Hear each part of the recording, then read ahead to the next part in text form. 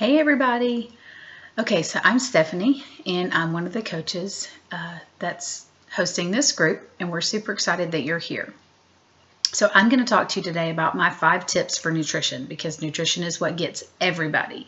It's super easy to press play. It's easy to go for a walk. It's easy to do, move your body somehow. But once you get in the kitchen, you either draw a blank, you go raid your pantry, or you go out to eat. So I'm going to help you with that today. So my first tip is keep it simple. Don't overthink it. Don't go crazy thinking you have to be a gourmet chef all of a sudden. Keep it simple. Find things that you like and cook them so that it doesn't take you forever in the kitchen. So our favorite way to cook vegetables is to roast them. You can put a ton on a pan, put it at about 375 to 400 depending upon your oven. And depending upon the time you have, if you have 45 minutes, put it on a lower temperature and let it roast longer. If you don't have a whole lot of time, you can put it on about 400 in 20-25 minutes. You have a really good a pan of vegetables, which is awesome. And we just season with coconut oil, avocado oil, because they're both really high temperature oils, and then salt and pepper. Super simple. Make your meat whatever you're having that night. Throw some rice in the microwave. You can get riced cauliflower, you can get brown rice, you can get quinoa and brown rice, all of that in the frozen section at Publix. Throw all that together and you have a really super easy, healthy meal. So keep it simple. We will post some recipes in here of things that Micah and I both like that are easy for our families. We both have kids that we feed and they eat the same way that we do. So make sure that you keep it super simple so that you're not overwhelmed and feel like you're crazy every night trying to put on your apron and be, a chef from TV. That's not necessary. So keep it simple. Don't overthink it.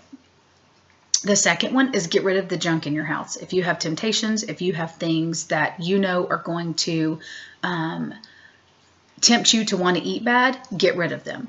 If it's something that your kids eat, but you like to eat too, put it up high so that really nobody sees it. It's not on eye level. So organize your pantry so that everything healthy and good is at eye level. It's stuff that you would want to eat. Your nuts, your healthy granola bars, if there are any that you like. There are some that have all natural ingredients that you can get at the vitamin shop or you can order online.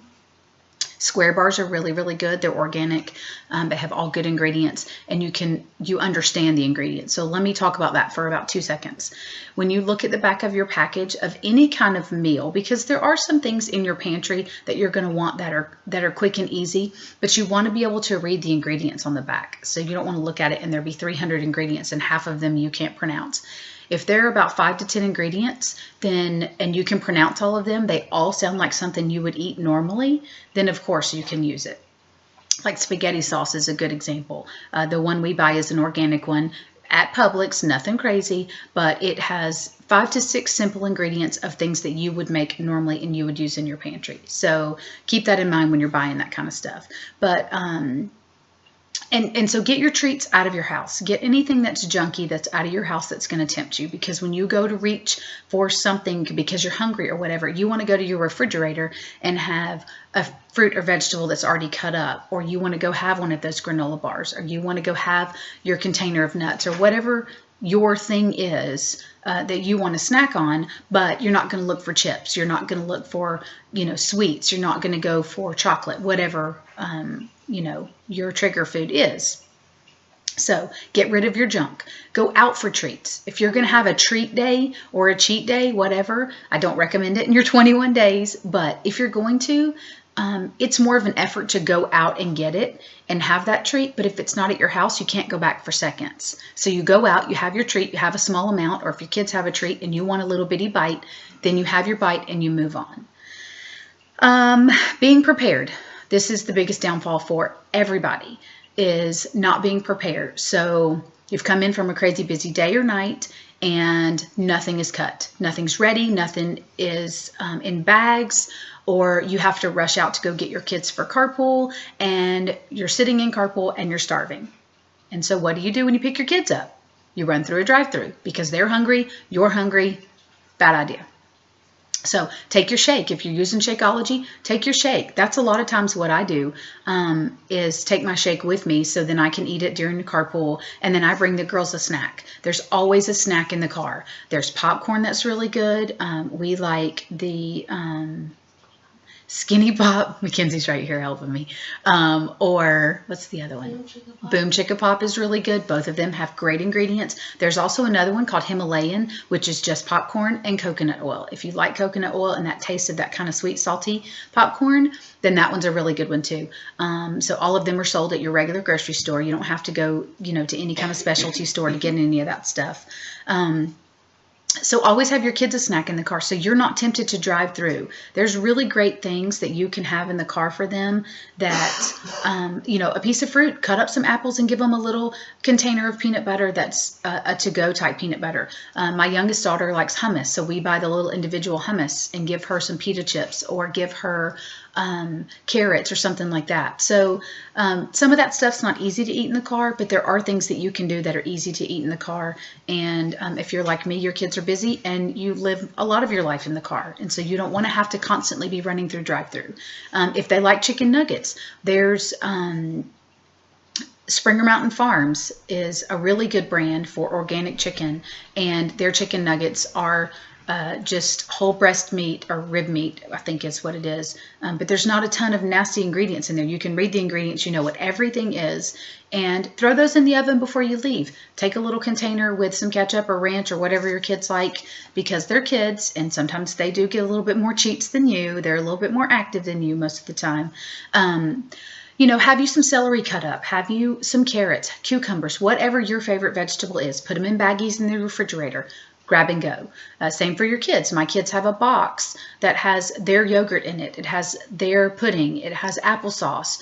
In the door has their juices that they can drink. In the pantry, we have baskets and containers that has their stuff in it. Not that theirs is any different than ours, but it's at eye level. So we have everything that's healthy and good for them at eye level. If there's something that they want that I wouldn't necessarily approve of, then they always come ask, Mommy, can I have a piece of candy? Can I have, a treat or whatever the case may be? But being prepared is the biggest hurdle for everyone. So it takes a little bit of time on your Sunday. Boil you some eggs, roll you some turkey and put it in a bag. But have things on hand so that you're not tempted to go grab or go run through or whatever. Your shake is going to be your savior if you're drinking your shake, just because it does reduce your cravings. If you like coffee like me, throw your coffee in with your chocolate shake and make it kind of like a cafe latte. Throw you some strawberries. I've been putting butternut squash in my shake. You have no idea, but it's a nice way to get some extra veggies.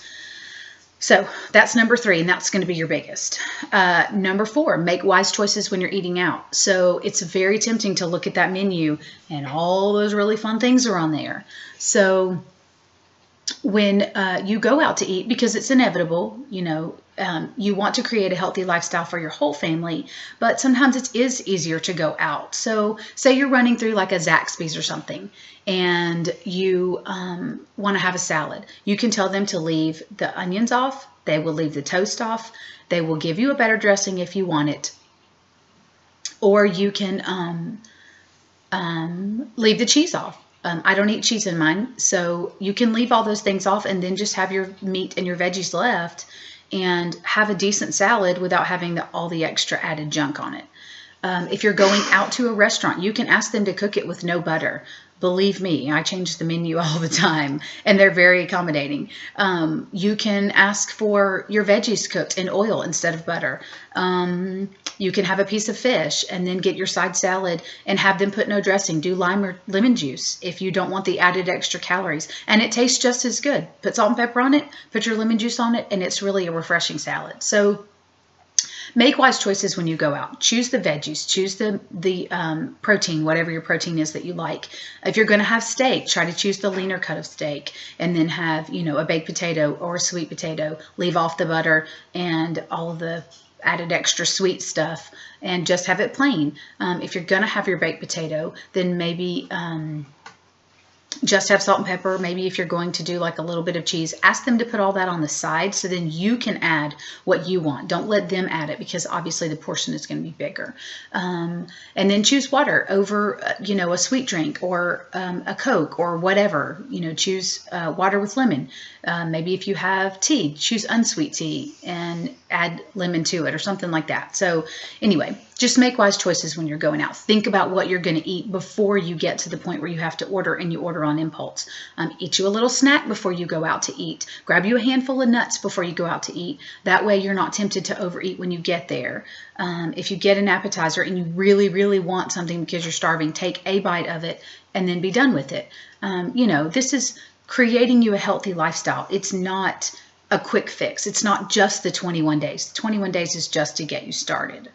And my last one is drink your water. Always, always, always drink your water a day. So you should be drinking about half of your body weight in water a day.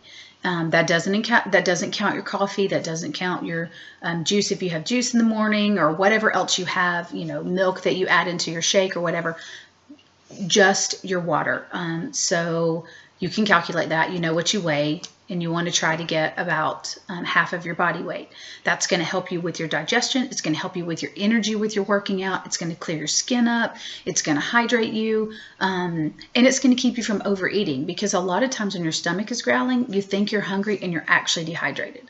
By the time your mouth is dry, you're already dehydrated. So you want to keep your water. And I just keep a 64-ounce cup always full of water, and once I drink it all, then I fill it up again. I fill it up about 2 to 3 times a day. So much so that I don't let my family drink out of my water, because it messes up my calculation. I know how much I've drank, and my girls will say, "Can I have some of your water?" And I'm like, "No, get your own water. It messes me up. I don't know how much I've drank." And they have germs. I don't want their germs. Anyway, so those are my 5 tips. Keep it simple. Get rid of the junk, or put it up high that you're not tempted to get it. Because if you've just bought something at the store, you don't want to trash it. Donate it to the school. Give it to your kids' class for snack. That's a super way to get rid of some of your junk. And the kids at school love it. Be prepared, especially when you're leaving the house. That's the biggest hurdle. When you're home and it's easy, especially like today, it's a nasty day here. It's easy to just kind of prepare some stuff. But when you're leaving the house, that's when you set yourself up for failure. When you don't have a snack and you're starving, you're tempted to run through a drive-through. And then you feel bad after you've eaten it. It was a quick fix, but you feel bad, and you want to just keep that momentum going. Make wise choices when you're eating out. Make wise choices at home too. If you have healthy stuff in your house and things that are going to encourage you to eat well, and the better you feel, the more you're going to want to eat well, then you'll be successful. And the last one, drink your water. You can do this. We're super excited you're here. We can't wait to get started on Monday. So if you have any specific questions, post them below this video, and Mike or I will be happy to answer them, or anyone else in the group if they have a tip or suggestions. And then we'll get you some menus posted, and we'll get you some recipes if we have any specific recipes and things like that, especially for kids. We have some fun ways to feed our kids so that they are encouraged to eat really well, but don't feel like they're always having to eat like broccoli and chicken and whatever. So I'll post some of those too. So anyway, y'all have a fantastic day, and I can't wait to see you on Monday.